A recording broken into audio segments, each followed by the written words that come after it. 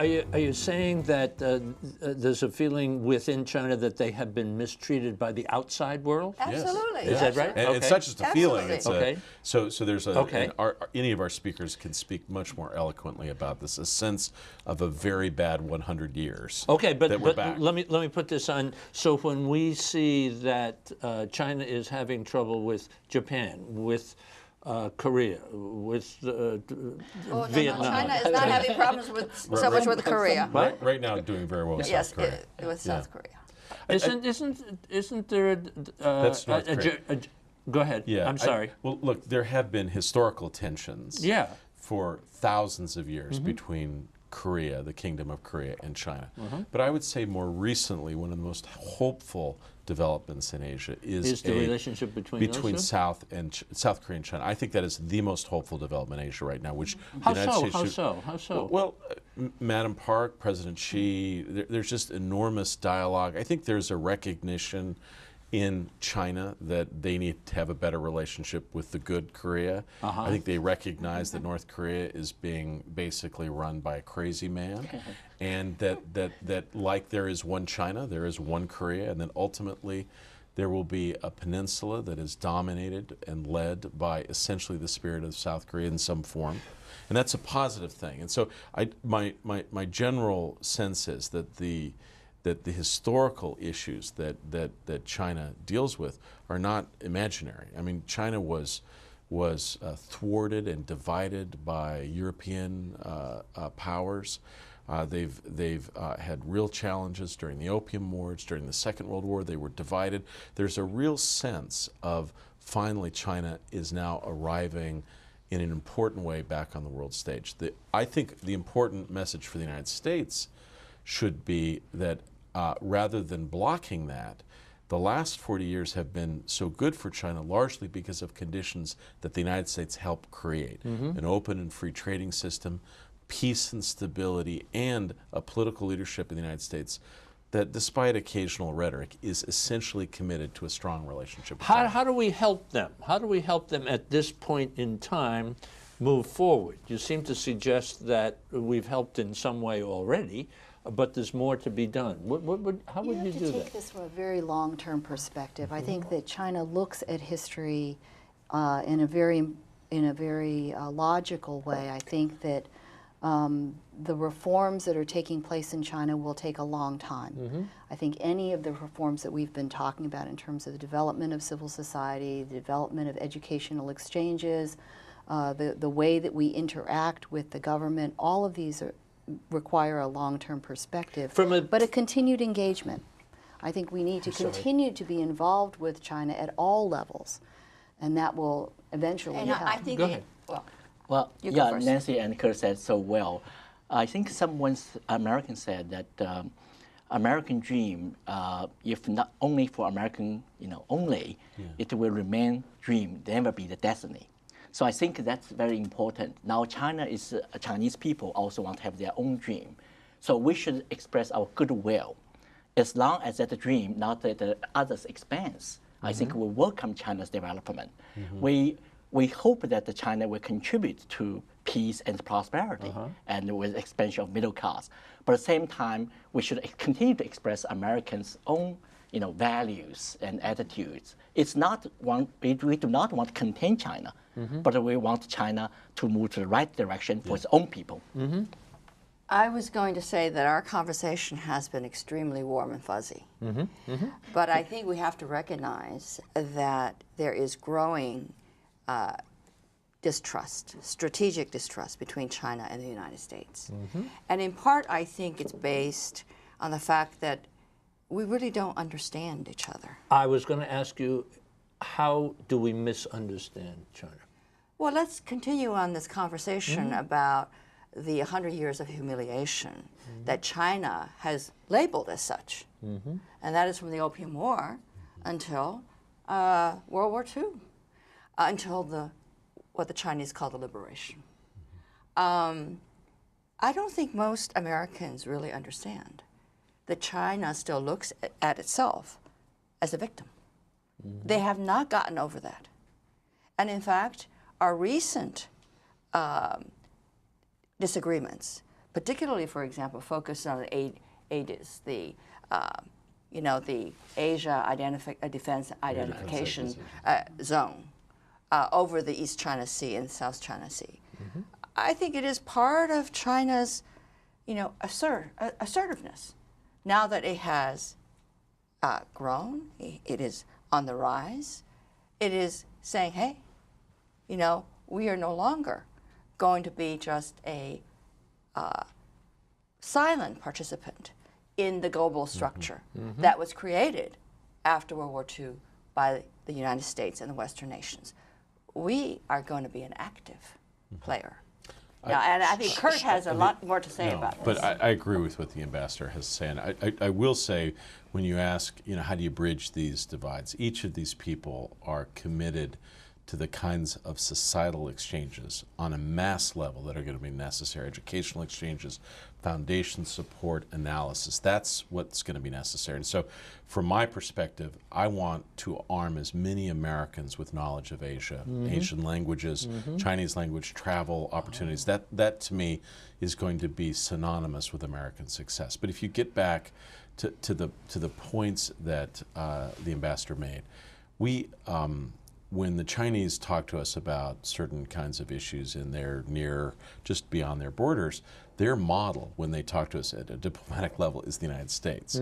They will say, look, you had your Monroe Doctrine, you had, you dominated Central and South America for 100 years, and we want to play a little bit more of a dominant role in Asia. Now we try to say, well, that was then, this is now, a different set of priorities pertain. But ultimately, I agree with the ambassador. China wants a larger role. We want to try to channel it, though, into 21st century pursuits, not 19th century pursuits. Let's hold on that note, take a little break, and tell the folks at home.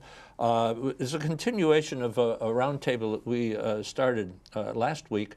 For folks here who are heavily invested in China and know it as we should begin to know it better. So we'll take a little break. Back on the other side. This is America and the World. This is America is brought to you by the National Education Association, the U.S.-China Education Trust, and the F.Y. Chang Foundation. The League of Arab States, representing 350 million people in 22 member countries. The Rotendaro Family Trust. The Embassy Series, uniting people through musical diplomacy, presenting international artists in diplomatic settings. And Ventana Productions, television facilities, editing, and distribution services. Let me go around the table and reintroduce everyone. Nancy Yuan is with us, Vice President and Director of the Asia Foundation here at Washington, D.C. Kurt Campbell, Chairman and CEO of the Asia Group and former Assistant Secretary of State for East Asian Affairs. Cheng Li is with us, Senior Fellow and Director of Research at the John L. Thronton China Center at the Brookings Institution, and a good friend, Ambassador Julia Chang Bloch, founder and president of the U.S.-China Education Trust. Thank you for your support. And former U.S. Ambassador to the Kingdom of Nepal. Let us wander into, well, let's continue the conversation. Who had a thought as we were saying that we should continue to support China's efforts in realizing itself? Huh? Isn't that a fair way to say it?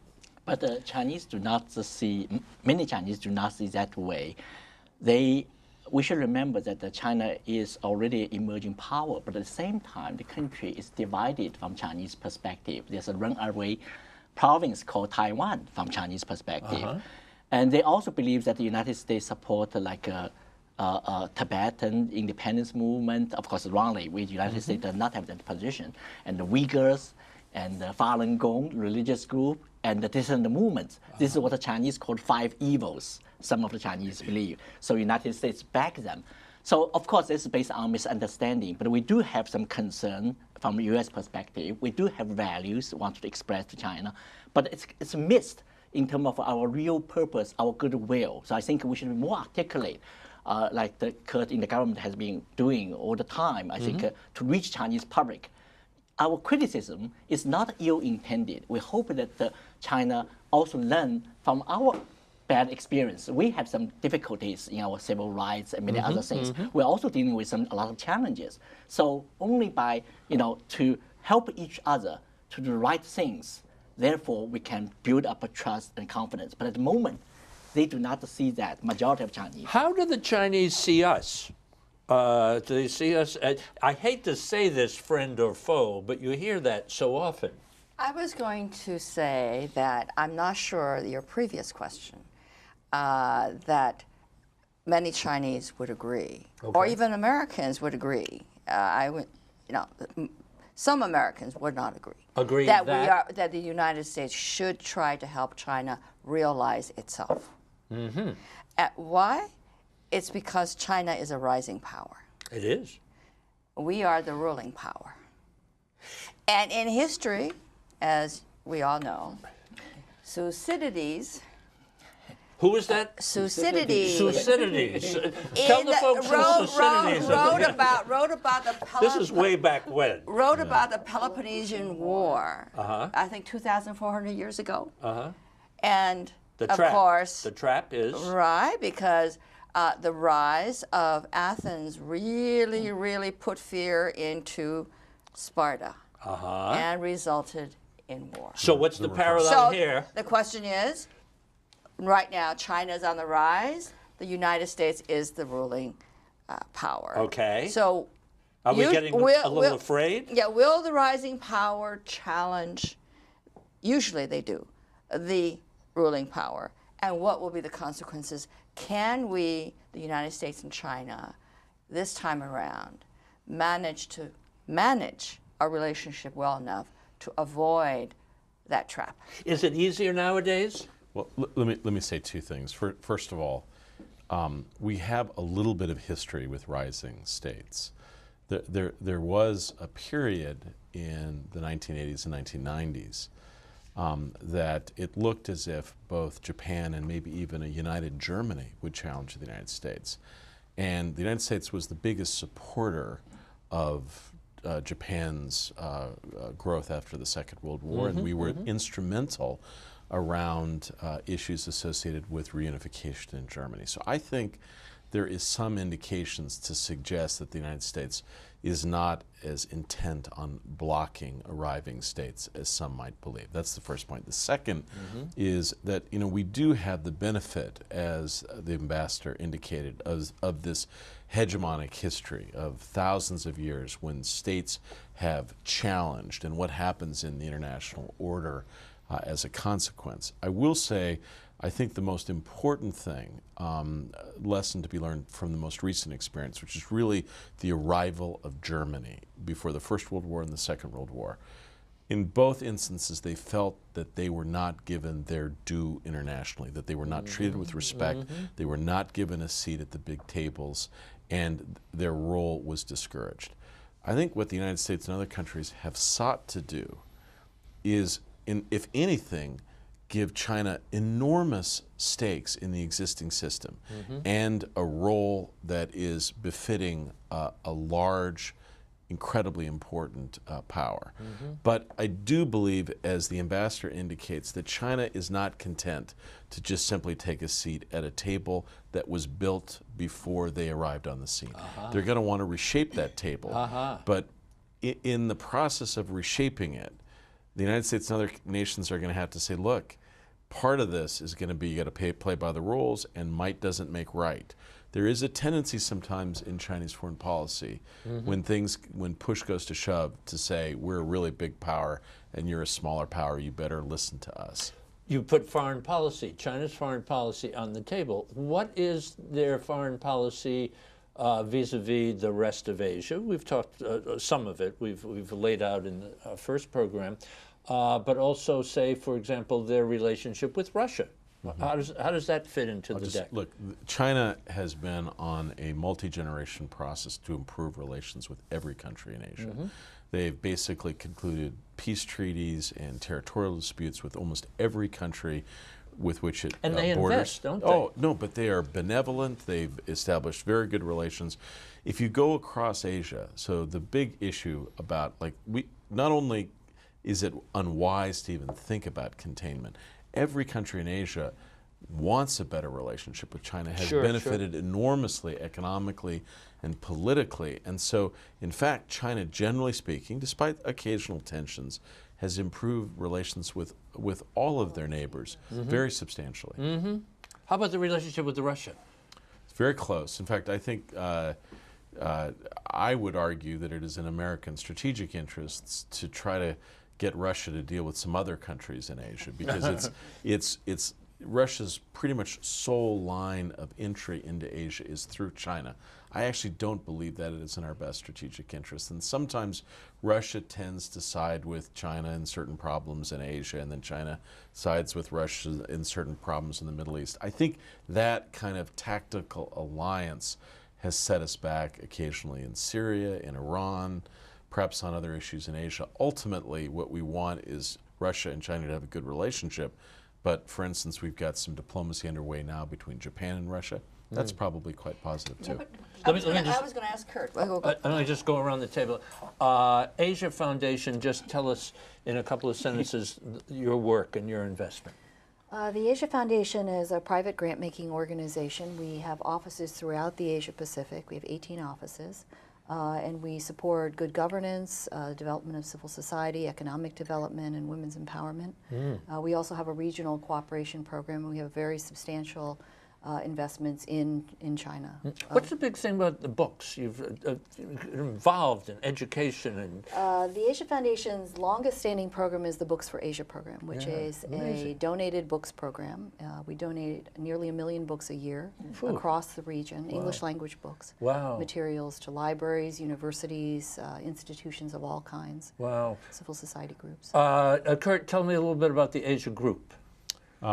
My own personal view is that really what will separate the United States over the course of the next 15 or 20 years is that we've got to step up our game commercially. Our businesses are not as competitive across Asia. We've lost a little bit of our edge. And so I think ultimately improving our ability to market our services and our products in Asia is key to our own prosperity and links us better with Asia in a way that allows us to celebrate sort of the future together. So you're taking some of the expertise that you've built up over many years and assisting U.S. companies in investment abroad. And we do some Asia? investment ourselves.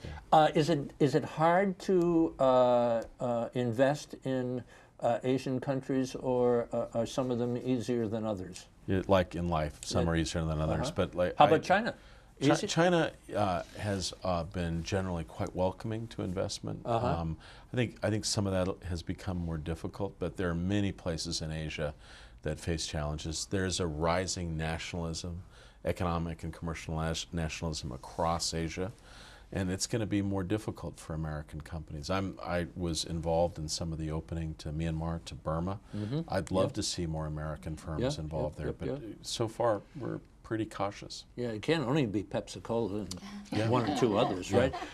Doctor, how about the Thronton Center? Tell us a little bit about your work at Brookings. Well, this China Center is named after John Thornton because of his vision. He believes that the most important story for 21st century is the rise of China, maybe also rise of Japan. We should get that, a rise of we? India. We should get that. So therefore, we established the China Center in Beijing at the Tsinghua University. We also established the Brookings Center in New Delhi, Indian Center. So we want to study these two emerging markets, drastically change the global landscape. So we want to do a lot of collaboration with Chinese, and since it's founded 8 years ago, we did a lot of research, collaboration, and outreach, and try to have a better understand the rise of China, its implication for China itself, for China's neighboring countries, and for the United States and the world. Julia, Ambassador Bloch, the U.S.-China Education Trust, and you're back and forth to China so often.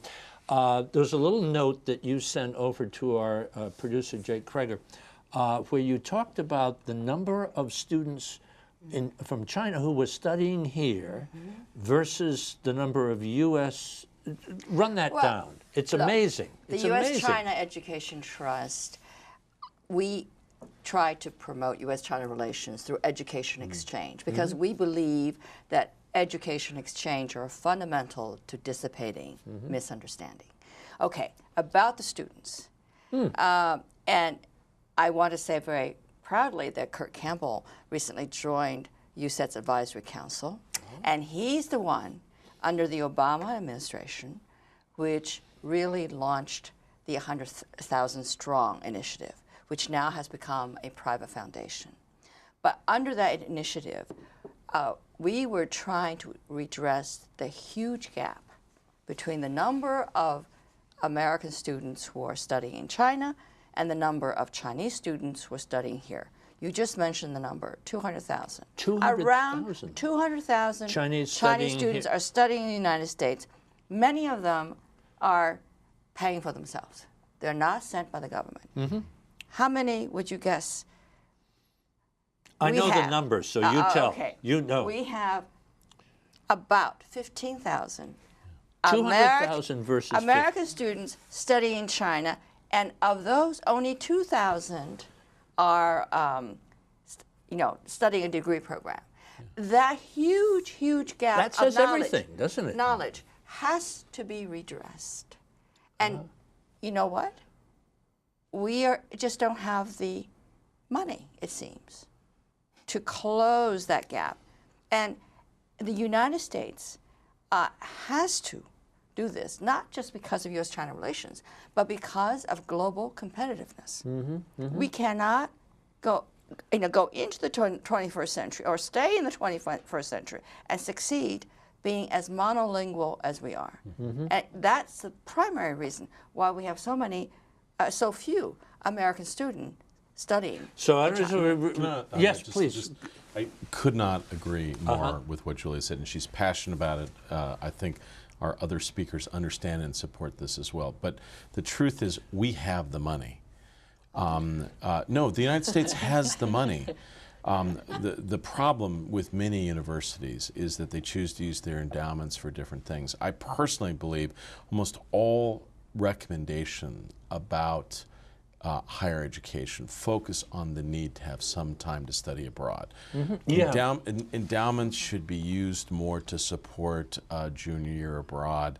I mean, look, everyone understands that experience is not just about, messing around. You learn about yourself, you learn about another country, you become more purposeful. I cannot underscore how important it is. Personally, if I had one destination, it would be China, but I'd like to see other countries in Asia, Vietnam, India, Japan. We need to increase our knowledge of this most dynamic place. Let me put this on the table. I teach a course over at Catholic University, and I'm kind of pleased to see in reading the kids' resumes, the young people's resumes. They seem young, very young. That a lot of them have been abroad, but because of our background, they tend to go to Europe. They tend to go to Europe. And I'm wondering, what is there that we're missing about Asia? 10 years ago, somebody said the two most important languages to learn are Chinese and Spanish. Those are the two most... I don't think that's accurate. I actually think that the ship is turning, but it's turning slowly. You mean toward Asia? Oh, absolutely. In fact, if you look at study abroad programs, the biggest increase across every measured sector is in Asia, and that is positive, but it's still not enough. But I'll tell you, and I'm sure each of us in our own walk of life, we get about 20 to 25 resumes a week. I thank God. All of whom have studied in China. I thank God that I'm already established in my career, because I could not compete with these kids. Wow. Absolutely. Let me make sure that I thank you all for participating in the conversation. We have a couple of minutes left, but I just want to make sure that Julia, Dr. Kurt, Nancy, that we're all thanked because of this tremendous education that you've all given us today. What should we keep our eye on into the future? Julia? I would say that the most important relationship in the 21st century is that between the United States and China. We must, both countries, manage that relationship for not just ourselves, but for the whole world. And recognize the consequences should we not do a good job. As a beneficiary myself, as a student from China, For information about my new book, The Chance of a Lifetime, and online video for all This Is America programs, visit our website, thisisamerica.net. And now you can follow us on Facebook and Twitter.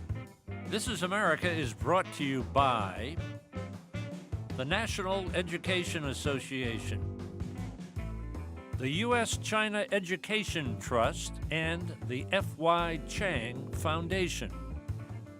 The League of Arab States, representing 350 million people in 22 member countries. The Rotendaro Family Trust. The Embassy Series, uniting people through musical diplomacy, presenting international artists in diplomatic settings.